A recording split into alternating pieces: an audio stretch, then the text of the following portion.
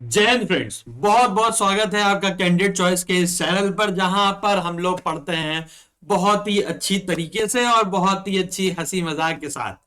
आज हम लोग एक नए टॉपिक के साथ सामने आए हैं जिसका नाम है फंडामेंटल राइट्स यानी कि मौलिक अधिकार। इसी श्रृंखला में हम लोग दो टॉपिक ऑलरेडी पढ़ चुके हैं, जिसका नाम है प्रियम्बल और दूसरा पार्ट्स एंड शेड्यूल्स। उसी में पार्ट्स एंड शेड्यूल वाले लेक्चर में अगर आपको याद होगा तो हम लोग ने पढ़ा था फंडामेंटल राइट्स, जो कि पार्ट 3 में आता है, जिसमें you can fly directly from US. अगर थोड़ी धुंधली यादें हो तो उसमें याद कर लीजिएगा, फ्लाई से मतलब, एफ से मतलब क्या था, फंडामेंटल राइट ही हुआ करता था। तो अब आपकी स्क्रीन पे आप देख रहे होंगे एक बहुत ही अच्छी सी फोटो दिखा रही है, इसमें लोग हाथ वाथ उठाए हुए हैं, इसका ये दिखाई दे रहा होगा। यानी कि अधिकार, मौलिक अधिकार क्या है, मेरे सर के ऊपर ठीक ऊपर ये लोग हाथ वाथ उठाए हुए हैं। तो क्या होते हैं मौलिक अधिकार, क्यों है, किस लिए हैं, ये बहुत इंपॉर्टेंट है। पहले थोड़ा सा ये जान लेंगे और एग्जाम में कैसे पूछे जाते हैं, बहुत इंपॉर्टेंट। फिर उसी के साथ इंडिया में किस रिस्पेक्ट में फंडामेंटल राइट्स कैसे यूज किए जाते हैं या कैसे इंपॉर्टेंट है, इन सबको भी हम लोग यहां देखेंगे। तो हाँ जी हाँ, मेहनत हमारी सफलता आपकी। फंडामेंटल राइट्स का पार्ट 1 है, 2 पार्ट में ये लेक्चर हम लोग कवर करेंगे ताकि ज्यादा लंबा भी लेक्चर ना हो और आपको आराम से समझ में भी आए। लेक्चर 3 है इस श्रृंखला में और इसके बाहर कुछ भी नहीं आएगा, ये है मेरा वादा। तो चलिए शुरू करते हैं। सबसे पहले आते हैं फंडामेंटल राइट्स। फंडामेंटल राइट्स यानी कि जिसको बेटा हिंदी में मौलिक अधिकार भी कहते हैं। क्या कहते हैं? मौलिक अधिकार। मौलिक अधिकार भी कहते हैं। मौलिक अधिकार का मतलब हो गया बेसिक राइट्स। फंडामेंटल होता है ना, फंडामेंटल का सिनोनिम आप लेना चाहो तो बेसिक होता है। तो यानी कि बेसिक राइट्स जो हर व्यक्ति को, हर सिटीजन को मिलने चाहिए, उसी को हम लोग फंडामेंटल राइट्स कहते हैं। अभी मैं आपको कोई कुछ भी ऐसे कह दूं कि एक आलीशान से बंगले में रहना है, लेकिन एक कमरे में बंद के रहना है, उसमें कहीं पे निकलना नहीं है, या इस आलीशान के बंगले में तो रहना है, लेकिन उसी बंगले में रहना, आप कुछ कर नहीं सकते, आप उसमें टीवी नहीं देख सकते, उस बंगले में केवल रह सकते हैं, सो सकते हैं, उठ सकते हैं, जाग सकते हैं और कुछ नहीं कर सकते, बोल भी नहीं सकते। तो क्या आपको उसमें अच्छा लगेगा? क्या आपको पसंद आएगा ऐसी जगह पर बंगला बहुत अच्छा होगा? ऐसा नहीं होगा ना। क्यों? रीजन ये है कि फंडामेंटल राइट्स जो है वो हमको हमारी लाइफ को किस तरीके से जिया जाए, आसान अच्छी तरीके से जी सकते हैं, उसकी सुविधाएं प्रोवाइड करते हैं फंडामेंटल राइट। यानी कि एक डिग्निटी पूर्वक लाइफ जीने के लिए ये फंडामेंटल राइट्स बहुत इंपॉर्टेंट है। यानी कि किस तरीके से ससम्मान हम ये जीवन जिए, इसके लिए फंडामेंटल राइट्स बहुत इंपॉर्टेंट है।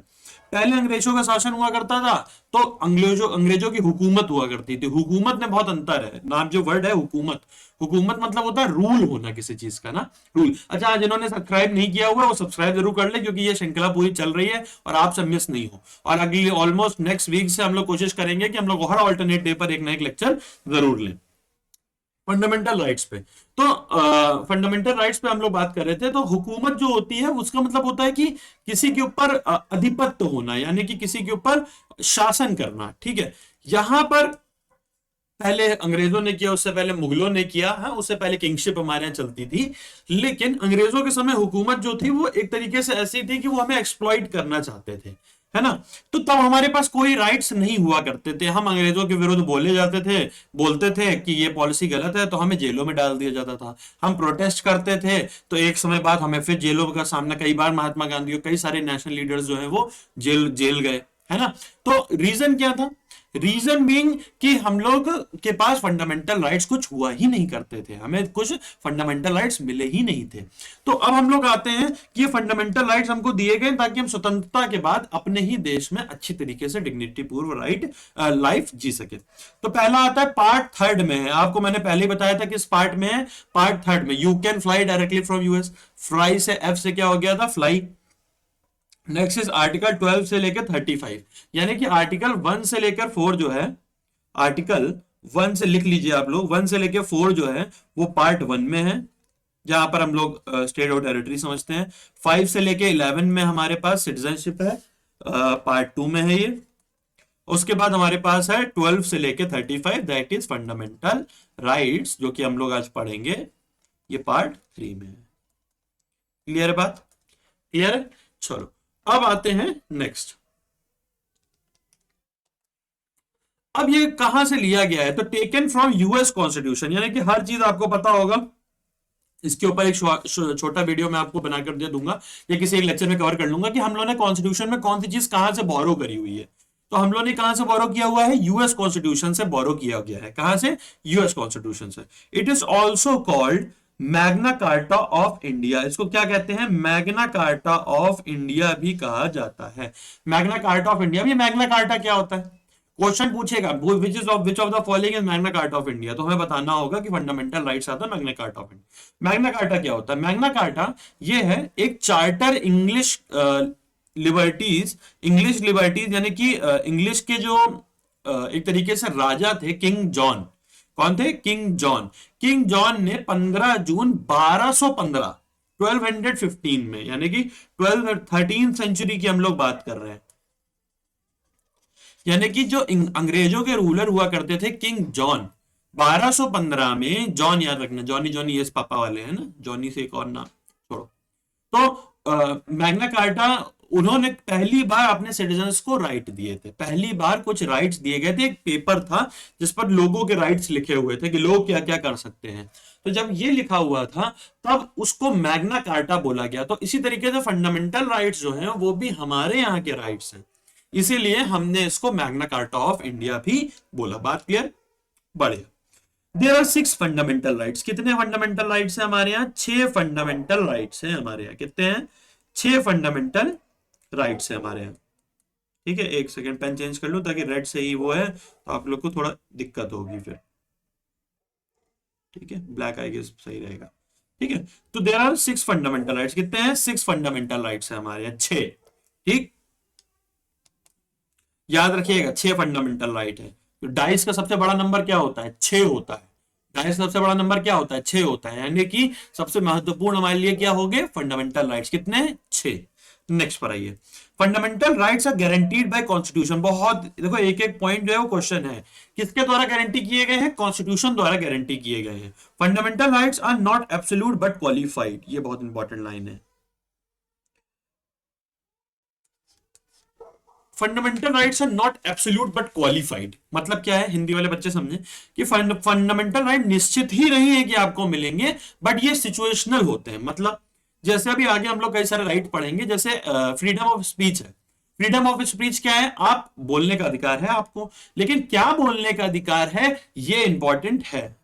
अब ये हो सकता है कि आपके बोलने पर रोक लगा दी जाए, आपके नहीं बोलेंगे, या आपके घूमने पर, आपके प्रोटेस्ट करने पर रोक लगा दी जाए, आप कहेंगे मेरा फंडामेंटल राइट कर्टेल हो रहा है। लेकिन फंडामेंटल राइट सिचुएशनल दिए जाते हैं। कुछ ऐसी सिचुएशंस हैं जहां पर आपको फंडामेंटल राइट्स नहीं दिए जाएंगे, जैसे माननीय केजरीवाल जी थे, या अभी रिसेंट में आप ये देखिए राहुल गांधी जी यात्रा कर रहे हैं पूरे देश में, फ्रॉम मिजोरम टू गुजरात जाएंगे वो। तो आप ये देखेंगे कि वहां पर, सॉरी, मणिपुर से गुजरात जाएंगे। ठीक है, तो अब मणिपुर से आप ये देखेंगे कि गुजरात आने में वो पूरे देश में भ्रमण करेंगे। ठीक है, तो उनके पास ये राइट है कि वो फ्रीडम ऑफ घूम सकते हैं। लेकिन उसी जगह हेमंत बिश्व शर्मा जी हैं, वो क्या कह रहे हैं? आसाम में अगर ये किया तो मैं गिरफ्तार कर लूंगा, अगर आसाम में घुसे और सिटी के अंदर से यात्रा निकाली तो मैं गिरफ्तार कर लूंगा। ऐसा क्यों भाई? उनके फंडामेंटल राइट नहीं है क्या? है। बट द रीजन बीइंग ये है कि अगर आपके फंडामेंटल राइट्स की वजह से कोई दिक्कत पैदा होती है, कोई कोई ऐसा होता है कि शांति भंग होती है, पीस में दिक्कत आती है, तो आपके फंडामेंटल राइट्स जो हैं वो कर्टेल किए जा सकते हैं, यानी कि कम जैसे कैंसिल किए जा सकते हैं, कर्टेल किए जा सकते हैं।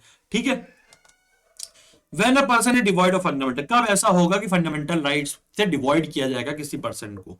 ठीक है, तो ये आगे हम लोग देखेंगे। 6 फंडामेंटल राइट्स कौन कौन से हैं? तो सबसे पहला है राइट टू इक्वालिटी, यानी कि समानता का अधिकार। क्या है? समानता का। ये याद रखना, 12 से लेके 35 तक है। इसमें हम लोग को सारे नहीं पढ़ने हैं, जो इंपॉर्टेंट है वो हम लोग पढ़ लेंगे। 12 से शुरू करेंगे, 22 तक तो लगातार पढ़ लेंगे। उसके बाद हम लोग पढ़ेंगे 29, 30 और 32, बस। ठीक है, ये तीनों पढ़ेंगे। तो हम लोगों ने कहा राइट टू इक्वालिटी, तो 14 से 18 जो आर्टिकल है वो किसमें है? राइट टू इक्वालिटी में, यानी कि समानता की बात करिए। हमें पता है कि जब भारत आजाद हुआ था तब क्या हुआ था कि भाई समाज जो था वो भिन्न क्लासेस में, वर्गों में, जातियों में, संप्रदायों में बटा हुआ था। तो अब किसी में ज्यादा था, कहीं पे जो गैप था वो बहुत ज्यादा था, कहीं पर गैप बहुत कम था, कहीं पर ऐसा था कि एक दूसरे के अगर आप चंद्रगुप्त की, ये गुप्त मौर्य काल में अर्थशास्त्र की बात करें तो उसमें ये बताया गया कि अगर एक एक वर्ग था समाज का, जब वो चलता था तो अपने पीछे की जमीन पर झाड़ू लगाते हुए चलता था, उस जमीन पर कोई नहीं चलता था, तो इतना ज्यादा गैप, यानी कि छूत माना जाता है कि उसको छुएंगे नहीं। तो इसीलिए ये राइट लाना बहुत इंपॉर्टेंट था कि हर व्यक्ति जो है वो इक्वल है, राइट टू इक्वालिटी है, हर व्यक्ति इक्वल है। Next is right to freedom, यानी कि स्वतंत्रता का अधिकार, स्वतंत्रता होनी चाहिए, उसका अधिकार है हमारे पास। Next is right against exploitation, यानी कि शोषण के विरुद्ध अधिकार, आपका शोषण नहीं किया जाएगा। शोषण मतलब कैसे होता है, जैसे घर वाले हम लोग कह रहे थे, मम्मी ने एक बार सामान लेने भेजा और फिर जब दोबारा भेज दिया कि अरे जाओ एक बार फिर से धनिया भूल गए धनिया ले आओ, तो हमने कहा मम्मी शोषण ना करो हमारा, हम चले जाते हैं लेकिन शोषण हो रहा है हमारा। शोषण क्यों हो रहा है? रीजन बीइंग अभी तो गए थे फिर जाना पड़ रहा है। तो इसके अगेंस्ट भी राइट है, आप घर में इसको विरोध कर सकते हैं कि हमारे, लेकिन याद रखना है fundamental right are not absolute but qualified. Mummy है बेलन लेके मारेंगी तो मेरा नाम ना बताना। राइट अगेंस्ट एक्सप्लॉयटेशन हो गया। Next is right to freedom of religion, यानी कि फ्रीडम ऑफ रिलीजन, आपको अपना रिलीजन फॉलो करने की, उसका प्रचार प्रसार करने की, उसकी मान्यताओं को मानने का पूरा अधिकार है। आप अपना रिलीजन फॉलो, देखो इंडिया ना बहुत खूबसूरत देश है, यहां पर ही आप अपने रिलीजन को मान सकते हो, उसके उसकी क्या कहते हैं, मान्यताओं को फॉलो कर सकते हो। यहाँ यहीं पर ये सब स्वतंत्रता है, हर जगह ये नहीं मिलेगा आपको। कल्चरल एंड एजुकेशनल राइट, यानी कि कल्चर आप प्रिवेल कर सकते हो, एजुकेशन के ऊपर भी जो राइट्स हैं वो आपको मिलते हैं, ठीक है। Next is right to constitutional remedies, ये बहुत इंपॉर्टेंट है, राइट टू कॉन्स्टिट्यूशनल रेमेडीज, ठीक है, राइट टू कॉन्स्टिट्यूशनल रेमेडीज। तो ये हो गए हमारे 6 राइट, और एक 7वां राइट भी था जिसको हम लोग कहते थे राइट टू प्रॉपर्टी, यानी कि ये हो गया 1 2 3 4 5 6 से 6 है हमारे पास अभी ना। एक 7वां भी था राइट टू प्रॉपर्टी, तो यानी कि आज की डेट में जब हमारे पास कॉन्स्टिट्यूशन जब बनाया गया तब कितने थे बच्चे? 7 थे, अब कितने रह गए? 6 रह गए, ठीक है। तो एक राइट हमारा कम हो गया। कौन सा कम हुआ है? That is right to property कम हो गया है। कौन सा कम हो गया है? राइट टू प्रॉपर्टी कम हो गया है। चलो अब आते हैं आर्टिकल 12 पर, बहुत इंपॉर्टेंट है, थोड़ा सा लिखा हुआ ज्यादा है, थोड़ा शायद शुभ शुभ भी रहा होगा आपका, बट इसको पढ़ना इंपॉर्टेंट है ताकि आगे के लेक्चर्स में क्लैरिटी आ सके। According to article 12 state include the following, यानी कि अब देखो यहां पर हम लोग ने कई जगह पर जब मैं पढ़ा रहा था तब मैंने आपको बताया था स्टेट ऐसा कर सकता है, स्टेट ऐसा कर सकता है, स्टेट का मतलब क्या है, स्टेट्स का मतलब क्या है ना। तो यहां पर जो स्टेट है, यानी कि जो कॉन्स्टिट्यूशन में कंट्री वर्ड का यूज नहीं किया गया है, नेशन वर्ड का नहीं यूज किया गया है, वहां पे स्टेट का वर्ड यूज किया गया है किसी चीज को डिनोट करने के लिए, यानी कि किसी इंस्टीट्यूशन को भी हो सकता है, राष्ट्र को भी हो सकता है। तो अब जो स्टेट है उसकी डेफिनेशन में क्या क्या आता है ये देखने वाली बात है। सबसे पहले आता है the government and the parliament of India, यानी कि कहीं भी लिखा होगा the state can not do this या स्टेट कैन अरेस्ट यू, तो यानी कि गवर्नमेंट ऑफ इंडिया या पार्लियामेंट ऑफ इंडिया आपको ये चीज कर सकती है, ये चीज नहीं कर सकती। यानी कि स्टेट की डेफिनेशन में पहली चीज क्या है? Government of parliament of India. दूसरा क्या है?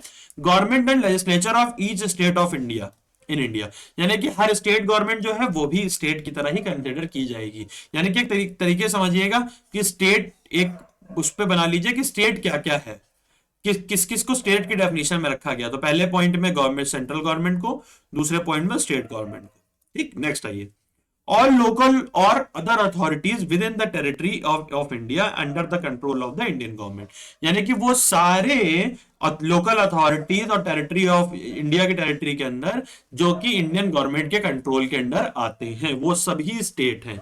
जैसे हो सकता है कोई डिपार्टमेंट हो, है ना, जैसे मान लो लेबर डिपार्टमेंट है, लेबर डिपार्टमेंट की तरफ से आपके पास कोई नोटिस आता है तो वो स्टेट की तरफ ही, वो डिपार्टमेंट भी स्टेट ही कंसिडर किया जाएगा क्योंकि वो लोकल अथॉरिटी है, ठीक है, वो लोकल अथॉरिटी है, वो अदर अथॉरिटीज में आता है और कंट्रोल किसके साथ किया जाता है? स्टेट द्वारा। स्टेट द्वारा मतलब गवर्नमेंट द्वारा।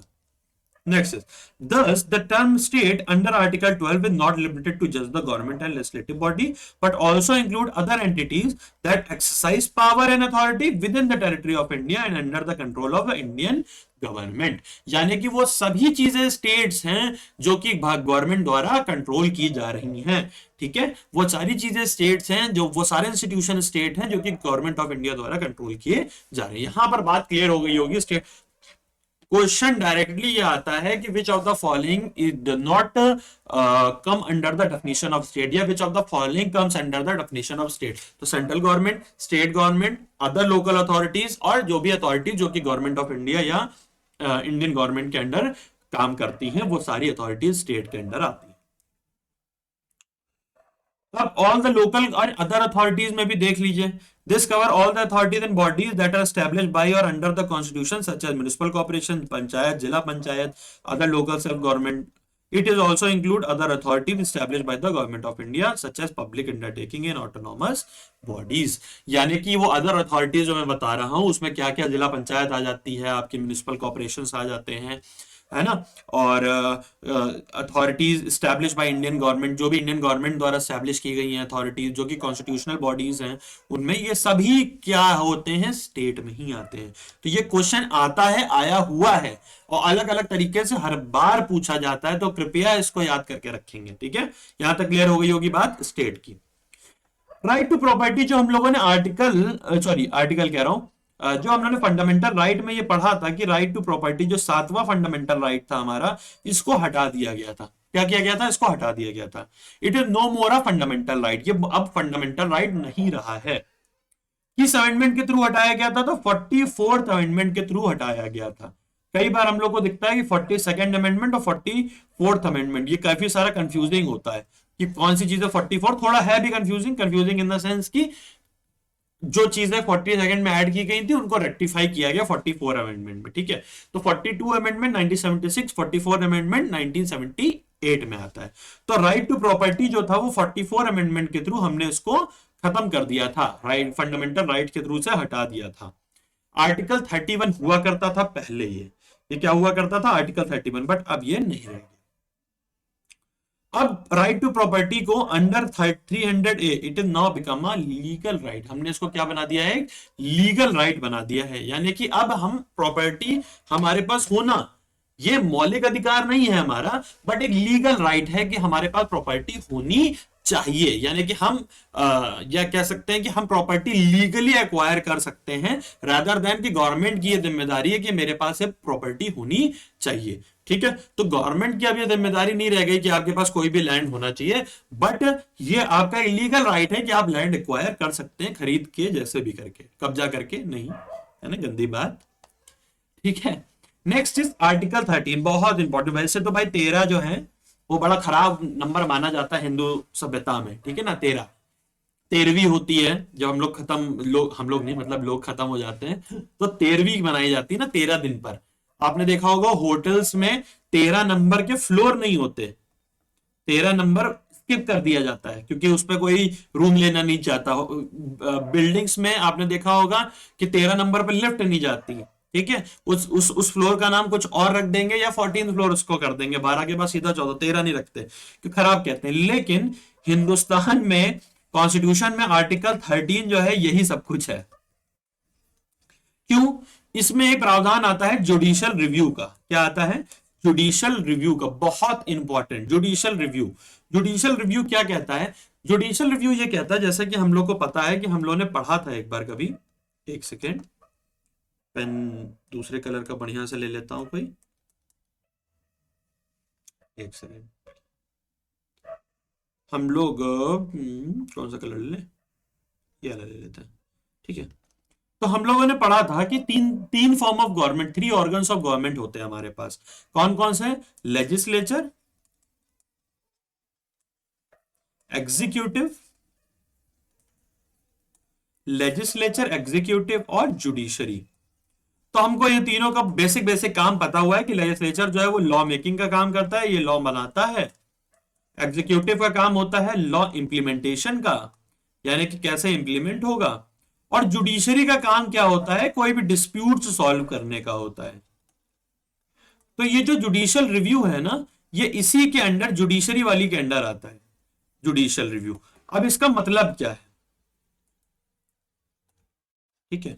जुडिशियल रिव्यू का मतलब क्या होता है? जुडिशियल रिव्यू जो है वो ये कहता है कि अगर ये लेजिस्लेचर जो है या लॉ इम्प्लीमेंटेशन में, ये दोनों जो एग्जीक्यूटिव और लेजिस्लेचर हैं, इन दोनों ने अगर कोई लॉ बनाया है, स्पेशली ये, क्योंकि लॉ तो यही बनाते हैं, ये ऑर्डर्स दे सकते हैं, ठीक है ना, ऑर्डर्स दे सकते हैं, लॉ तो यही बनाते हैं। तो अगर इन्होंने कोई लॉ बनाया हुआ है जो कि कॉन्स्टिट्यूशनल नहीं है, यानी कि कॉन्स्टिट्यूशनल नहीं है, यानी कि वो कॉन्स्टिट्यूशन के प्रावधानों को ब्रीच कर रहा है, कॉन्स्टिट्यूशन में इसका प्रावधान नहीं है, या जो सोल है कॉन्स्टिट्यूशन की उसका विरोध कर रहा है या उससे बाहर जा रहा है, तो ये पावर होती है जुडिशरी के पास कि वो इस कानून को चेक कर सके। क्या करें?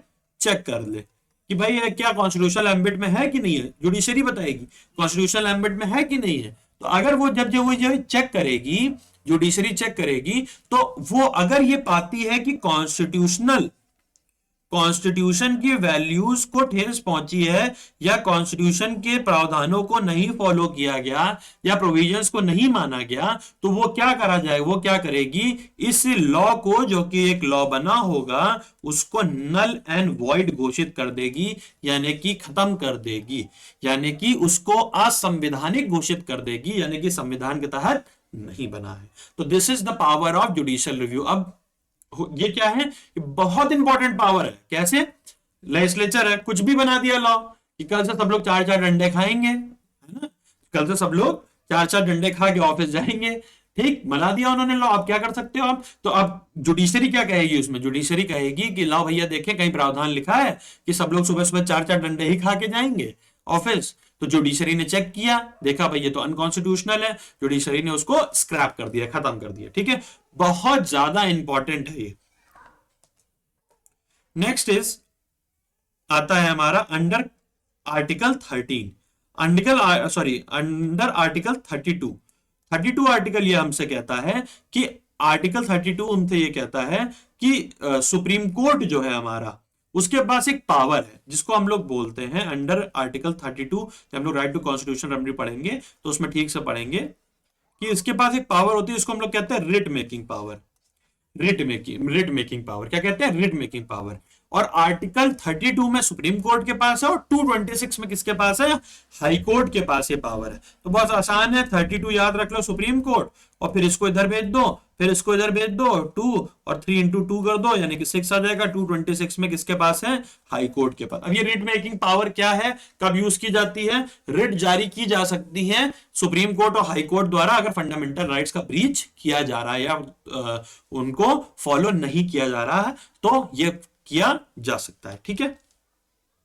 Next one is article 14। Article 14 क्या कह रहा है? Everybody is equal above law. बहुत इंपॉर्टेंट, यानी कि सब लोग न्याय के सामने, सॉरी, सब लोग कानून के सामने इक्वल हैं। मैंने कोई क्राइम किया या किसी मुसलमान भाई ने कोई क्राइम किया, दोनों को सेम ही सजा मिलेगी। अगर मैंने चोरी करी है तो भी सेम धारा के तहत, किसी गरीब ने चोरी करी है तो भी उसको उस धारा के तहत, किसी अमीर ने चोरी करी है उसको भी उस धारा के तहत। यानी कि सब लोग, कानून अंधा होता है ना, हम लोग पट्टी बंदी देखते हैं, बस वही चीज है। कहां से लिया गया है? Taken from UK constitution. कहां से लिया? यूनाइटेड किंगडम के कॉन्स्टिट्यूशन से हम लोगों ने ये इक्वालिटी वाला प्रावधान लिया हुआ है, ठीक है। दो उनके यहां खुद ये नहीं है, क्योंकि कई सारी चीजों से क्राउन जो है वो प्रोटेक्टेड रहता है। Next is article 15। एक पिक्चर भी आई थी आर्टिकल 15, इसमें हीरो कौन था आप बताइएगा मुझे आर्टिकल 15 में, ठीक है। इसमें क्या है? Religion, race, place of birth, caste और सेक्स। यानी कि ये 5 चीजें हैं जिनको आप ये लिख सकते हो, RR PCS याद कर सकते हो, RR PCS। यानी कि religion, race, place of birth, caste और सेक्स, आप इसके बिना पर, यानी कि इसके बेसिस पर भेदभाव नहीं करोगे। भाई तुम लड़की हो तुम ये नहीं करोगी, ठीक, तुम लड़के हो तुम ये नहीं करोगे, तुम इस रेस से बिलोंग करते हो, है ना, तुम किसी दूसरे संप्रदाय के हो, तुम किसी दूसरे कास्ट के हो, इसलिए ये चीज नहीं करोगे या ये चीज करनी पड़ेगी तुमको। तो ये जो है religion, race, place of birth, caste और सेक्स, इसके बेसिस पर आप कभी भी डिस्क्रिमिनेट नहीं करेंगे, ये आर्टिकल 15 कहता है। मैंने आपको बताया था ना 14 से 18 जो है वो इक्वालिटी के हैं, तो 14, 15, 16, 17, 18। 16 क्या कहता है? Equal opportunity to everyone. 16 ये कहता है कि सबको समान अवसर प्रदान किए जाएंगे। ठीक है, इस आर्टिकल के सब आर्टिकल्स भी हैं जिसमें और क्लियरिटी दी गई है, क्योंकि इसमें बच्चे रिजर्वेशन वाला लेके कूद जाते हैं कि सर हमको समान अवसर नहीं मिल रहा है। बिल्कुल बात ठीक है, लेकिन इसके और भी क्लॉजेस हैं, ये आर्टिकल केवल यहां तक नहीं सीमित, लेकिन यहां हम लोग वो पढ़ रहे हैं केवल जो एग्जाम में आना है। तो इक्वल अपॉर्चुनिटी टू एवरीवन, सबको इक्वल अपॉर्चुनिटी मिले, क्या लाइवलीहुड की, एग्जाम्स देने की, है ना। तो वो किस में दिया हुआ है, आर्टिकल 16 में दिया हुआ है, equal opportunity to everyone.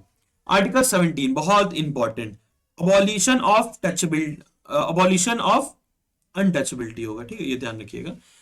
Abolition of untouchability यानी कि हमने छुआछूत को, यानी कि छुआछूत को अबॉलिश किया। हम लोग अभी मैं बात कर रहा था जब आरआर पीसीएस का, तो पता लगा कि रिलीजन रेस, अब religion race caste sex place of birth, caste में बोला कि आप शूद्र हैं, आप नीची जात के हैं, आप दलित हैं, आप क्या कहते हैं हरिजन हैं, जिसको महात्मा गांधी जी ने नाम दिया था। तो आप वो उसके हैं तो आप कुएं से पानी नहीं ले सकते, आप जमीन पे ही बैठेंगे, आप गांव में बाहर ही रहेंगे, आप अंदर नहीं आ सकते। ये अभी ये सब मतलब प्रोविलेंट है गांव में, ये सब अभी भी प्रेवलेंट है ये चीज, ठीक है। तो अबॉलिशन ऑफ अनटचेबिलिटी यानी कि इसको छुआछूत को खत्म करने के लिए, सोचो इतनी ज्यादा ये प्रेवलेंट थी कि इसको लेकर एक अलग से आर्टिकल लाना पड़ गया, है ना। आर्टिकल 17 हो गया। और पार्ट हम लोग ने वो पढ़ा था, पार्ट 17 में क्या है ये आप कमेंट सेक्शन में जरूर बताना। पार्ट 17 हम लोगों ने पिछला लेक्चर पढ़ा था, पार्ट 17 में क्या है, जिसमें हम लोग की कुछ लैंग्वेज वगैरह खराब हो गई थी, याद रखना, ठीक है। अनटचेबिलिटी ऑफेंस एक्ट 1955 में लाया गया है, वो भी है, और इस राइट का नाम चेंज करके लास्ट में सिविल राइट एक्ट 1976 भी कर दिया गया था। सिविल राइट्स एक्ट यानी कि अब ये पूछा जा सकता है कि अनटचेबिलिटी एक्ट जो 1955 में था वो चेंज करके सिविल राइट एक्ट 1976 कर दिया गया। Article 19 abolition of titles except military and academic titles, यानी कि वो कह रहा है कि abolition of title except military and academic titles, यानी कि वो टाइटल्स अबॉलिश किए जाएंगे मिलिट्री और एकेडमिक्स को छोड़ के। एकेडमिक टाइटल कौन से होते हैं, जैसे हम लोग नाम के सामने डॉक्टर लिख लेते हैं, है ना, तो ये एकेडमिक टाइटल हो गया हमारा, academic title. Military title major, major, major general, lieutenant general, colonel, है ना, तो ये क्या है, मिलिट्री टाइटल्स हैं। उसके अलावा सारे टाइटल्स को हम लोग अबॉलिश करते हैं। जैसे भाई टाइटल ले लिए थे, विक्रमादित्य का टाइटल ले लिया था, ठीक है, विक्रमादित्य का टाइटल ले लिए थे, ठीक है। और कौन सा टाइटल ले लेते हैं, जैसे राजा राम मोहन रॉय को राजा का टाइटल दिया गया था, ठीक है, राजा राम मोहन को राजा का टाइटल दिया गया था। तो इस तरीके के जितने भी हमारे जो टाइटल्स हैं उनको अबॉलिश किया गया, क्योंकि राइट टू इक्वालिटी है ना। जब कोई पहले से राजा राम मोहन रॉय है, पहले से ही राजा है वो, तो क्या है वो हो पाएगी, इक्वालिटी हो पाएगी, ठीक है। तो अब इसीलिए नाइटहुड का टाइटल दिया गया। तो एकेडमिक्स टाइटल जो हैं उनको छोड़ के और मिलिट्री टाइटल्स को छोड़ के बाकी सब अबॉलिश किए गए। Next is rights available to non citizens. तो अभी हम लोगों ने आज के लेक्चर में क्या क्या पढ़ लिया, हम लोगों ने पढ़ा 6 फंडामेंटल राइट्स है। पहले तो कौन कौन से, देखो एक बार रिवीजन करा दे रहा हूं ताकि दिक्कत नहीं हो। 6 फंडामेंटल राइट्स है, राइट टू इक्वालिटी है, राइट टू फ्रीडम है, राइट अगेंस्ट एक्सप्लॉयटेशन है, right to freedom of religion है, कल्चर है, एजुकेशन है, राइट टू कॉन्स्टिट्यूशनल रेमेडीज। ये वैसे क्रोनोलॉजिकल ऑर्डर आता नहीं है एग्जाम में लगाने के लिए, बस ये पूछा जाता है कि जैसा मान लीजिए पूछ लिया आर्टिकल 25, आर्टिकल 25 इनमें से कौन से उसमें आता है, ठीक है, कौन से राइट में इंक्लूड किया जाता है, या आर्टिकल 25 में क्या है, बस इतना पूछा जाता है, ठीक है। तो बस ये याद रखना, ज्यादातर इक्वालिटी के लिए ये पूछा जाता है। 14 से 18 इसका है, 19 से 22 हमारा फ्रीडम का है, 23 24 एक्सप्लॉयटेशन में केवल 2 ही राइट है, ठीक है, 25 से 28 रिलीजन का है, 29 से 30 एजुकेशनल राइट्स और कॉन्स्टिट्यूशनल रेमेडीज का। अभी ये फंडामेंटल राइट्स पूरे नहीं हुए हैं, ये हम लोग नेक्स्ट लेक्चर में कंटिन्यू करेंगे। आर्टिकल 12 क्या कहता है कि गवर्नमेंट और स्टेट की क्या डेफिनेशन होगी, ये सब तो हम लोगों ने जान ही लिया था कि central government, state government, local authorities सारे। राइट टू प्रॉपर्टी हम लोगों ने समझ ही लिया था। जुडिशियल रिव्यू भी समझ लिया था, 14 में हमने ये जान लिया था कि यूके कॉन्स्टिट्यूशन से लिया गया है। Religion, race, place of birth और कास्ट और सेक्स के बेसिस पर भेदभाव नहीं किया जाएगा। आर्टिकल 16 जो है इक्वल अपॉर्चुनिटी देता है सबको। आर्टिकल 17 जो है वो कहता है अनटचेबिलिटी को अबॉलिश किया जाए। आर्टिकल 18 कहता है अबॉलिशन ऑफ टाइटल्स होना चाहिए except military and academics titles. और फिर अब हम लोग के पास एक क्वेश्चन एग्जाम में जरूर आता है जिसको हम लोग कहते हैं कि क्वेश्चन आता है, कंफ्यूज बच्चे बहुत होते हैं, पूछा जाता है कि सिटीजन्स और नॉन सिटीजन, नॉन सिटीजन कह लीजिए या फॉरेनर्स कह लीजिए, ठीक है, नॉन सिटीजन्स या फॉरेनर्स कह लीजिए, इनको कौन, जैसे सिटीजन्स को यार सारे राइट्स अवेलेबल हैं, जो सिटीजन है उसको तो 12 से 35 पूरा है उसके पास, कोई दिक्कत नहीं, ठीक है। इसमें तो कुछ राइट्स जो है वो मिलिट्री फोर्सेस के लिए भी हैं 32 की बात वाले, ठीक है, तो वो बात अलग है।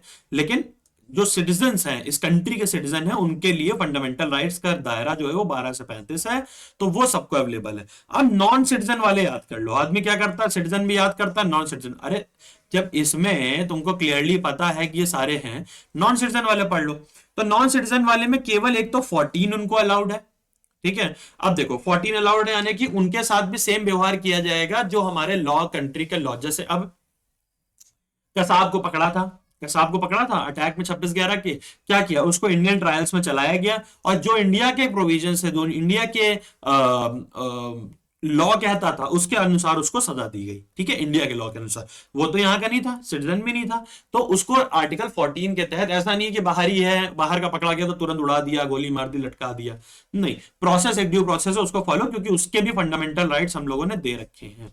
और फिर 15, 16 से 20 तक कोई लेना देना नहीं है, 21 से 28 ये आपको दिए गए, यानी कि वो भी आके रिलीजन फॉलो कर सकते हैं, प्रिवेंटिव डिटेंशन है, ये सब हम लोग जो मेन है 21 से 28 ये हमारे नेक्स्ट लेक्चर में हम लोग कवर करेंगे, जो कि हमें यहाँ पर पढ़ने हैं। राइट टू लाइफ है, राइट टू प्रिवेंटिव डिटेंशन है, ये सब हम लोग 21 से 28। तो बस याद रखना 14 और 21 से 28 सिंपल।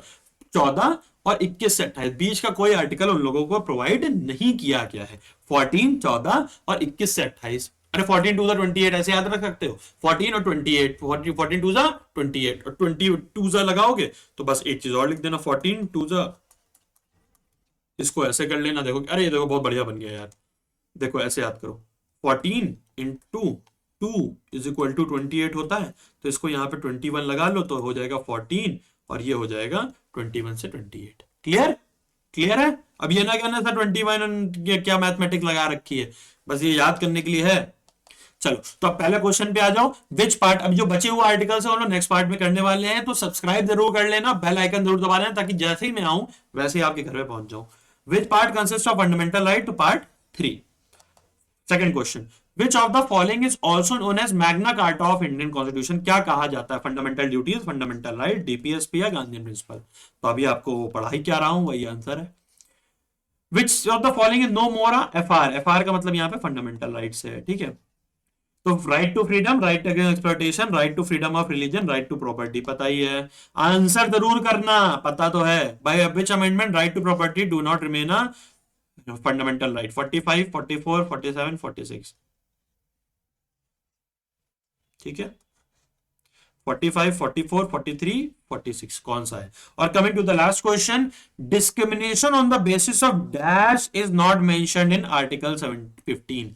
आरआरपीसीएस याद है, आरआरपीसीएस, तो 15 में कौन सा नहीं मेंशन है, कास्ट, रेस, एज और बर्थ, बताना है, कास्ट, रेस, एज और बर्थ, ठीक है।